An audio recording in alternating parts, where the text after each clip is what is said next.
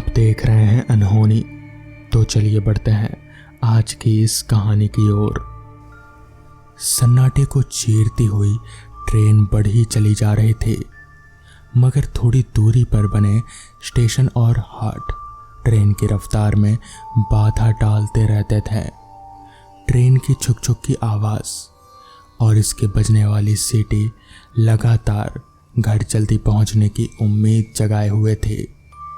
आज भी इन पैसेंजर ट्रेनों का तो भगवान ही मालिक है। एक तो छोटी लाइनों की इन ट्रेनों के स्टॉपेज बहुत पास पास होते हैं, दूसरा इंजन जब भी चाहे ख़राब हो जाता है। आज भी ट्रेन का इंजन क्या ख़राब हुआ, जैसे मुसीबत ही आ गई। आज ये ट्रेन 3-4 घंटे लेट हो चुकी थी। उस पर डिब्बे की लाइट गुल, अंदर और बाहर घुप अंधेरा था। ट्रेन के डिब्बे की सवारियां भी धीरे धीरे स्टेशनों पर उतरती ही जा रहे थे। तभी विजय ने देखा डिब्बा पूरा खाली हो चुका था। ट्रेन अपने अंतिम पड़ाव पर पहुंचने वाली थी। रात के लगभग 9 बज चुके थे। घड़ी में ठीक ठीक से समय देख पाना मुश्किल था। पिछले स्टेशन की मंद रोशनी में बस अंदाजा ही लग पाया। एक बुजुर्ग व्यक्ति कंबल ओढ़े उस स्टेशन से चढ़ा और विजय बाबू के पास वाली सीट पर बैठ गया। विजय बाबू के मन में उसे देखकर कुछ तसल्ली हुई कि चलो कोई तो पास है। तभी विजय बाबू ने उससे पूछा, बाबा कहाँ जाना है? पर बाबा ने कुछ जवाब नहीं दिया। विजय बाबू ने फिर से कहा, आज सर्दी बढ़ गई है ना, और ऊपर से ये ट्रेन भी लेट हो गई। पता नहीं घर कैसे पहुंच पाएंगे। हाँ बेटा, सही कहा तुमने विजय बेटा। तुम्हारा घर तो स्टेशन से 3-4 किलोमीटर दूर भी है और ऊपर से रास्ता भी खराब। बुजुर्ग के मुंह से अपना नाम सुनकर विजय एकाएक चौंका और उसने कहा, लेकिन बाबा तुम मेरा नाम कैसे जानते हो? अरे छोड़ो बेटा, मैं तो तुम्हारे घर और गांव को भी जानता हूं। अब उतारो, स्टेशन आ चुका है।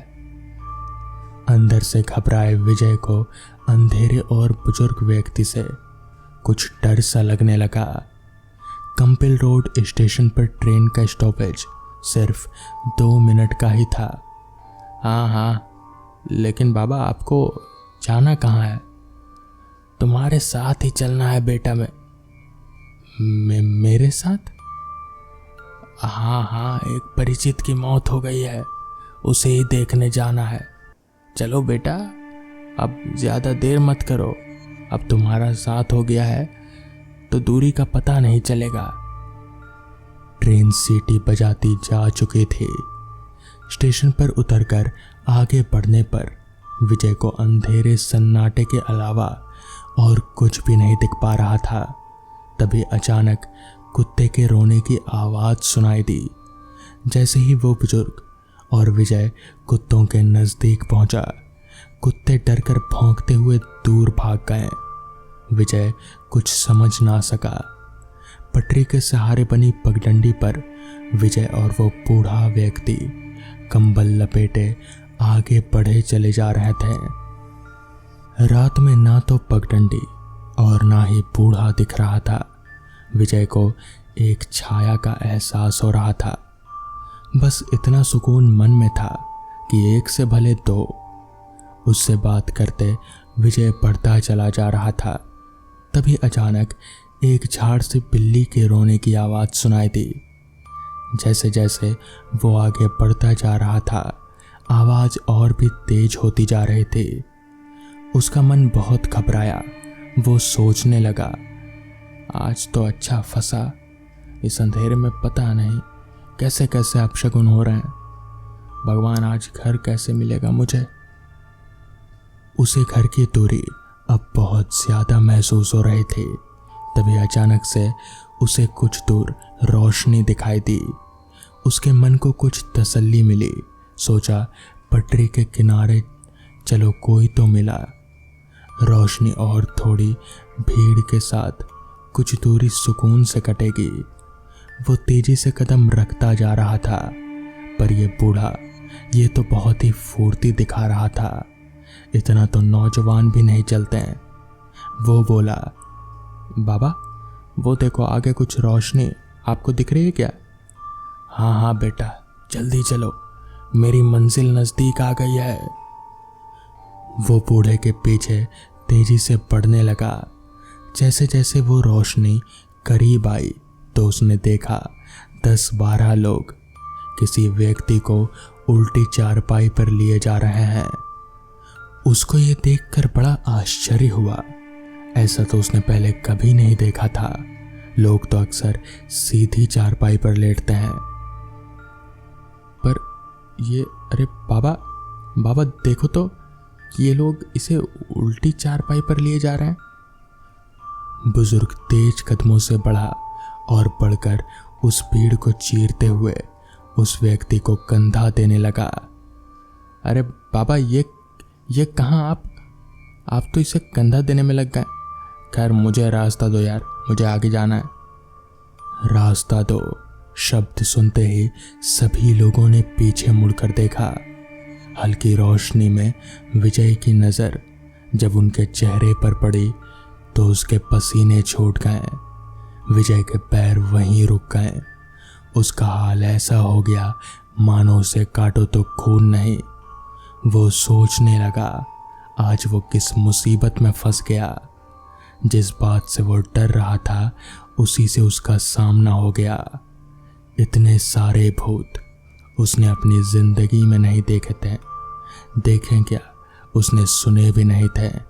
और आज वो भी एक साथ। इस अंधेरी रात में जाऊं तो जाऊं कहाँ, करूं तो करूं क्या। इनसे बचकर भागना भी तो मुश्किल है। उसको चक्कर से आने लगे। तभी वो बूढ़ा ठहाका मार कर हंसा और भूतों ने उसको पकड़ लिया। उस बूढ़े ने सभी भूतों से कहा, लो इसे ले आया, अब उड़ाओ दावत। विजय समझ चुका था कि आज उसकी मौत निश्चित है। उसने चारों ओर देखा। पास ही एक शमशान था जहां लोगों को जलाया जाता है। डर के कारण उसका दिमाग और हाथ पैर काम नहीं कर रहे थे। भूतों ने उसको पकड़कर ऊपर उछाला तो वो उस चारपाई पर जाकर गिरा। डर से उसके मुंह से राम शब्द निकला। वो चारपाई पर गिरा तो वहां लेटा भूत उठ खड़ा हुआ और बोला, अच्छा हुआ तू आ गया, वरना आज तो मुझे मरना पड़ता। अब हम लोग तुझे खाएंगे। इतना कहते ही उस प्रेत ने उसका गला दबाया। विजय ने खुद को बचाने के लिए अपने हाथ से उसके हाथ को दूर करने की कोशिश की, मगर सारे कोशिश बेकार हुए जा रहे थे। प्रेत की अपार ताकत के आगे इंसानी ताकत नाकाम साबित हो रही थी। तभी उसे ईश्वर का स्मरण आया। उसने अपने गले में पड़े हनुमान जी के लॉकेट को पकड़कर हनुमान जी का स्मरण सच्चे मन से किया। ये क्या, हनुमान जी का सच्चे मन से स्मरण करते ही उस प्रेत की पकड़ कुछ ढीली होने लगी। विजय के मन में जीवन की कुछ आस उठी। उसने लॉकेट को और कसकर पकड़ लिया और हनुमान चालीसा का जाप करना शुरू कर दिया। डर के मारे हनुमान चालीसा भी साफ और सही नहीं पढ़ पा रहा था, लेकिन फिर भी हनुमान जी का स्मरण करते ही मानो चमत्कार हो गया। मौत के मुंह में समाया विजय मौत को दूर भगाता नजर आया। प्रेतों ने अचानक से वो चारपाई छोड़ दी और दूर भागने लगे। विजय के शरीर में मानो अजीब सी शक्ति आ गई थी। वो लॉकेट पकड़े राम नाम लेते हुए दौड़ने लगा। इतना तेज शायद वो अपनी जिंदगी में कभी नहीं दौड़ा होगा। पटरी की पगडंडी से किसी हाईवे से कम नहीं लग रहे थे।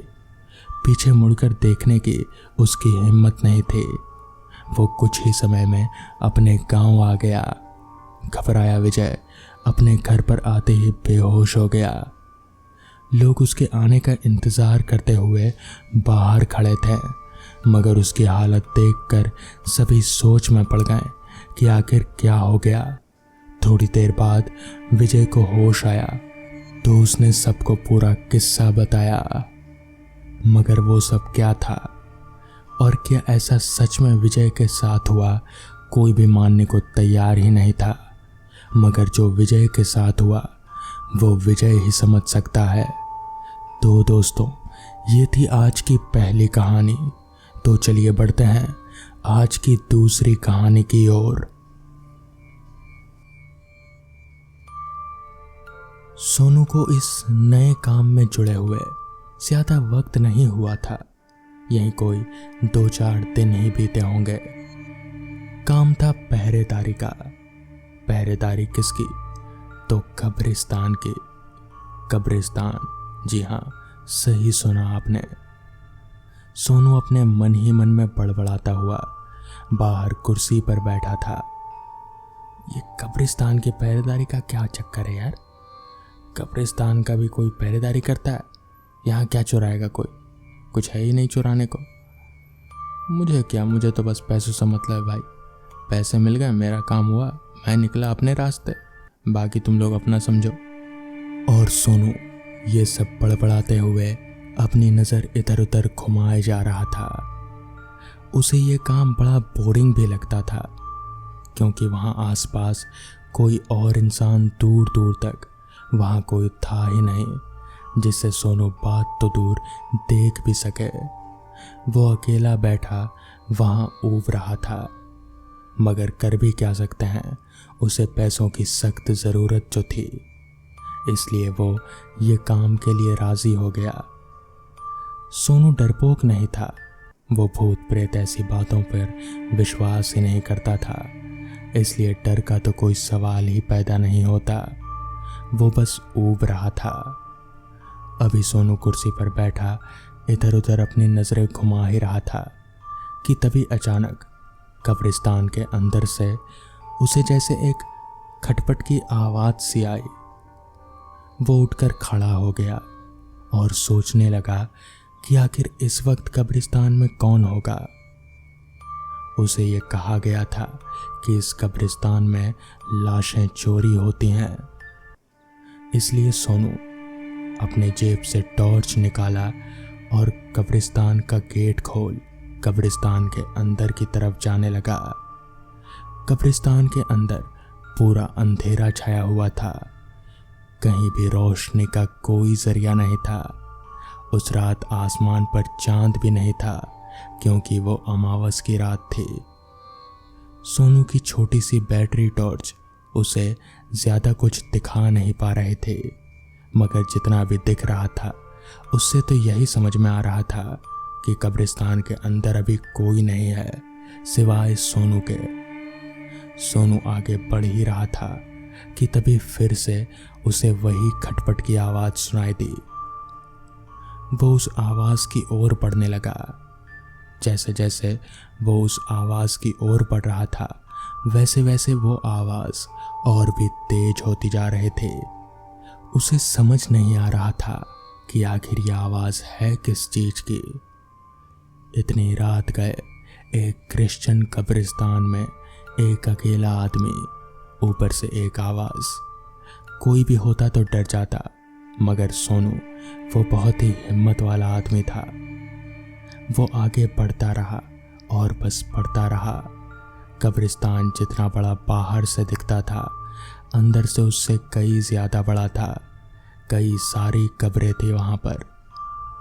वो आगे बढ़ता रहा और उस आवाज़ के करीब जाने की कोशिश करता रहा, लेकिन ऐसा लग रहा था जैसे जैसे वो उस आवाज़ के करीब जा रहा है, वैसे वैसे वो आवाज़ उससे और दूर होती जा रही है। मगर सोनू ने भी हार नहीं मानी। वो आगे चलता रहा।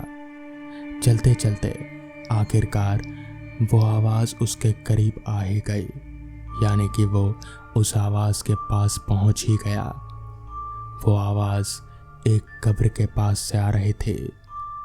एक कब्र, जी हाँ, ऐसा लग रहा था जैसे उस कब्र के अंदर से कोई कुछ बोलने की कोशिश कर रहा था। अब सोनू को डर लगने लगा। भले कितना ही वो बहादुर था, मगर एक कब्र के अंदर से आवाज, ये उसने कभी नहीं सोचा था। तो वो बहुत ज्यादा डरने लगा था। मगर तभी कब्र की वो ऊपर की जो सीमेंट की परत थी वो अचानक से हिलने लगी। सुमित डर के मारे कंपकपाने लगा। तभी अंदर से आवाज आई, रुको रुको, डरो मत। ये आवाज एक औरत की आवाज थी। अब सोनू बहुत ज्यादा डरने लगा था। वो वहां से भागने ही वाला था कि तभी वो आवाज और तेज हो गई। प्लीज प्लीज रुको, भागो मत, मेरी मदद करो। सोनू वहां पर रुका और उसने कांपती आवाज में पूछा, कौन हो तुम? क्या मदद चाहिए मुझसे? तभी कब्र के अंदर से आवाज आई, मेरा नाम मैरी है, मेरी मौत नहीं हुई थी, मुझे मारा गया था। प्लीज प्लीज मेरी मदद करो, मैं तुमसे भीख मांगती हूँ। कल अगर कोई ऑफिसर आया और मेरे बारे में पूछा तो उसे बता देना। वो मेरे पति हैं, वो शहर से बाहर गए थे तो उनके आए बगैर ही मुझे दफना दिया गया।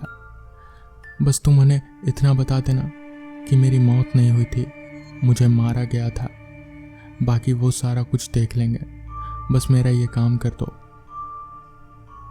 और फिर वो आवाज कहीं हवा में लुप्त सी हो गई। सोनू डरते डरते वापस कब्रिस्तान के बाहर आकर बैठ गया। उसे समझ नहीं आया था कि अभी अभी जो कुछ हुआ क्या वो सच था या फिर बस एक सपना।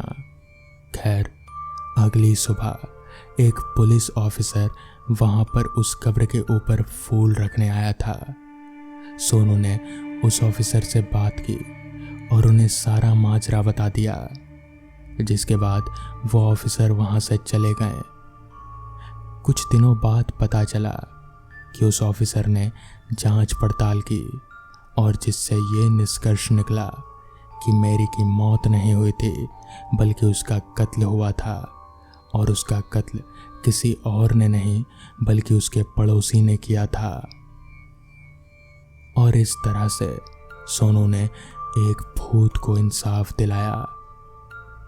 तो दोस्तों, ये थी आज की कहानी।